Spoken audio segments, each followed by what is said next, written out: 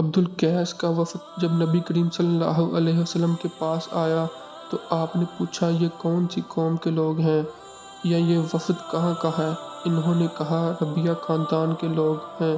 آپ صلی اللہ علیہ وسلم نے فرمایا مرحبا اس قوم کو یا اس وفد کو، نہ ذلیل ہونے والے نہ شرمندہ ہونے والے، یعنی ان کا آنا بہت خوب ہے۔ وہ کہنے لگے اے اللہ کے رسول، ہم آپ کی خدمت میں صرف ان حرمت والے مہینوں میں آ سکتے ہیں کیونکہ ہمارے اور آپ کے درمیان مضر کے کافروں کا قبیلہ آباد ہے۔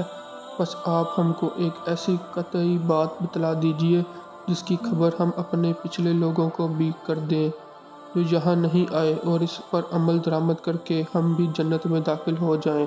اور انہوں نے آپ سے اپنے برتنوں کے بارے میں بھی پوچھا۔ آپ صلی اللہ علیہ وسلم نے ان کو 4 باتوں کا حکم دیا اور 4 قسم کے برتن کو استعمال میں لانے سے منع فرمایا۔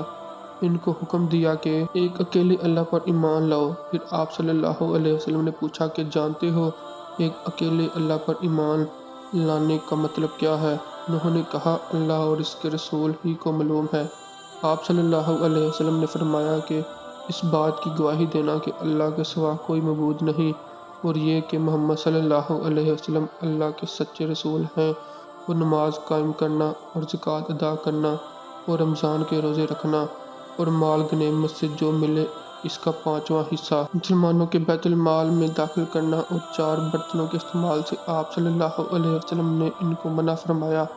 سبز لکھی مرتبان سے اور کدو کے بنائے ہوئے برتن سے، لکڑی کے گودے ہوئے برتن سے اور روغنی برتن سے، اور فرمایا کہ ان باتوں کو حفظ کر لو اور ان لوگوں کو بھی بتلا دینا جو تم سے پیچھے ہیں اور یہاں نہیں آئے۔ صحیح البخاری حدیث نمبر 53۔